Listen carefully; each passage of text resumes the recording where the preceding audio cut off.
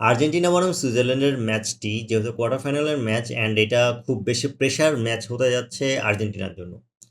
Switzerland opponent হিসেবে খুব একটা টাফ অপোনেন্ট না, বাট আর্জেন্টিনার যেহেতু লাস্ট ম্যাচে তারা একই সাথে দুই ধরনের এক্সপিরিয়েন্স তারা পেয়েছে। একটা হচ্ছে তারা দারুণ একটা কামব্যাক দিয়েছে, যেখানে তারা 2-0-তে পিছিয়ে ছিল, সেখান থেকে তারা লাস্ট 10 মিনিটে তারা একটা কামব্যাক দিয়েছে। কিন্তু তাদের সাথে আরেকটা জিনিস যুক্ত হয়েছে, যেটা হচ্ছে কন্ট্রোভার্সি।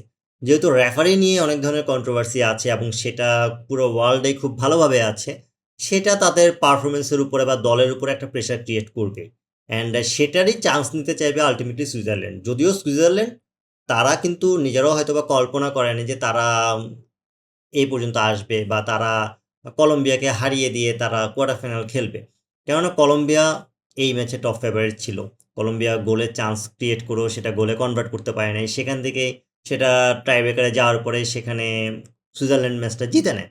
এটা তাদের জন্য একটা ভালো বুস্ট আপের জায়গা, তাদের কনফিডেন্সের জায়গা। কিন্তু দিন শেষে তারা যখন আর্জেন্টিনার সাথে খেলছে, সেটা তাদেরকে অবভিয়াসলি একটা চিন্তায় রাখবে যে আর্জেন্টিনার মতো এত বড় দল, সেখানে তারা কতটুকু ভালো পারফরমেন্স করতেছে। যদিও এখানে দুইটা দলেই কোয়ার্টার ফাইনাল খেলতেছে, কেউই ছোট না বা কাউকেই ছোট করে দেখার জায়গা নেই।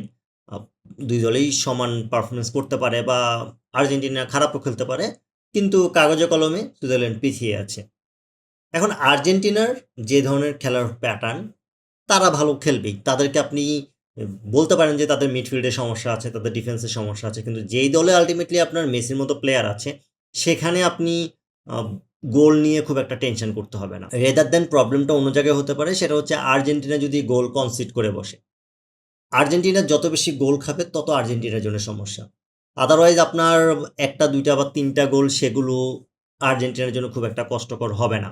দেখেন ক্যাবো ভার্দের ম্যাচ দেখেন, ইজিপ্টের ম্যাচ দেখেন, সেখানে দেখবেন ক্যাবো ভার্দের ম্যাচে আর্জেন্টিনা কিন্তু সেই দিন শেষে 3টা গোল দিয়েছে, ক্যাবো ভার্দে 2টা গোল দিয়েছে। অ্যান্ড ইজিপ্টের ম্যাচও দেখেন যে 2টা গোল দিচ্ছে, আর্জেন্টিনা 3টা গোল দিচ্ছে।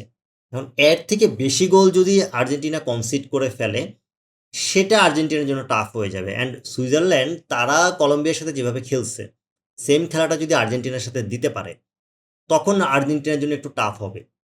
বাট দিন শেষে সুইজারল্যান্ড যদি গোল না দিতে পারে, সেখানে আপনি যতই ডিফেন্স করেন লাভ হবে না। সুইজারল্যান্ড যদি চিন্তা করে আমরা প্রচুর ডিফেন্স করে যাব, ডিফেন্স করে আমরা ম্যাচটাকে আটকে রাখবো, ব্লক করে খেলবো, তাহলে কাজে দিবে না। সুইজারল্যান্ডকে খেলতে হবে তাদের ডিফেন্সটা ঠিক রেখে, মিডফিল্ডের কন্ট্রোলটা তাদেরকে নিতে হবে অ্যান্ড তাদেরকে প্রপার অ্যাটাক করতে জানতে হবে।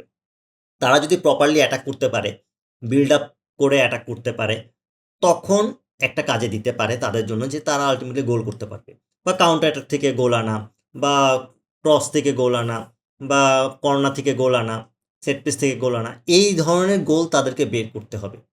তারা যদি এই ধরনের গোল দিতে পারে, তখন তাদের কনফিডেন্সও বুস্ট আপ হবে, তারা আলটিমেটলি পুরোটা সময় ডিফেন্স করতে হবে না। কিন্তু আপনি আর্জেন্টিনার অ্যাগেনস্টে যদি এভাবে চিন্তা করেন যে আমি পুরোটা সময় ডিফেন্স করে ম্যাচ জিতে যাব, আপনি সেখানে বল বেশিক্ষণ আটকে রাখতে পারবেন না। হয়তোবা আপনি 70 মিনিট 80 মিনিট আটকে রাখবেন, কিন্তু লাস্ট 10 মিনিটে আর্জেন্টিনা গোল দিয়ে দিবে।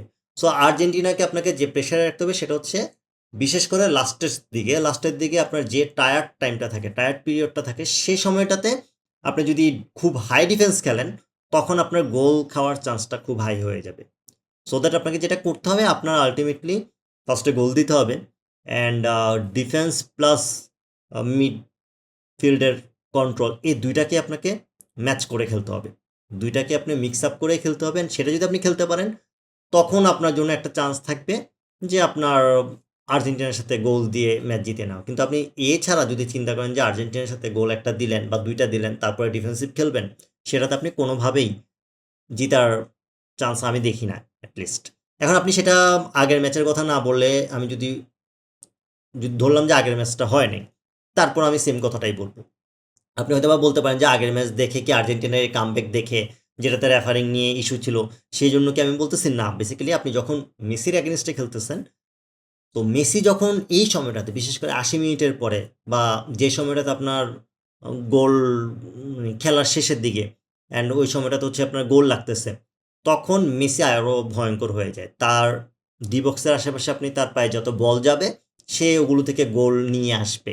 অ্যান্ড তার কিছু স্পট আছে, সেই স্পটগুলো সে পেয়ে গেলে, স্পটটা বলতে পজিশন প্লাস হচ্ছে তার শ্যুট করার একুরেট চান্স যদি চলে আসে, তখন আপনার আলটিমেটলি যেটা হয় কি, তখন গোলটা ইজিলি হয়ে যায় অ্যান্ড ওটা ফিনিশিংটাও ভালো হয়। সো এই দিকটা যতটুকুই আটকে রাখতে পারবে সুইজারল্যান্ড ততটুকুই তাদের জন্য ভালো হবে।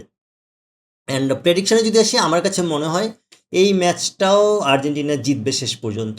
অ্যান্ড আর্জেন্টিনা হয়তোবা ফাইট হবে, সুইজারল্যান্ড হয়তোবা এটাতে ফাইট দিতে পারে বা এক পেশে ম্যাচও হইতে পারে। কিন্তু দিন শেষে আমি অবশ্যই বলবো যে এই ম্যাচটা আর্জেন্টিনাই জিতবে। আমি ম্যাচটাতে 2-1 দেখতেছি, অথবা 2-0 হতে পারে। সুইজারল্যান্ডের জিতার চান্সটা আমি খুবই কম দেখতেছি। যদি তারা জিতে সেটা তাদের জন্য অবশ্যই লাকি একটা ব্যাপার হবে। কারণ আপনার আর্জেন্টিনার এগেইনস্টে আপনাকে জেতার জন্য শুধু ডিফেন্স করলে হবে না, আপনাকে গোল দিতে হবে। অ্যান্ড ডিফেন্স করলে আপনাকে স্পেন লেভেলের ডিফেন্স করতে হবে। স্পেন যেভাবে ডিফেন্স করছে বা ফ্রান্স যেভাবে ডিফেন্স করছে, তারা দেখেন তারা কিন্তু শেষ পর্যন্ত ডিফেন্সটা ঠিক রাখতে পারছে। অ্যান্ড তাদের ম্যাচগুলো যদি আপনি দেখেন যে তাদেরকে একটা সময় মনে হয় না যে তারা গোল কনসিড করতেছে। বিশেষ করে ফ্রান্স প্যারাগুয়ে ম্যাচে, যদিও ফ্রান্স প্যারাগুয়ে ম্যাচে প্যারাগুয়ে খুব একটা অ্যাটাক করে নাই।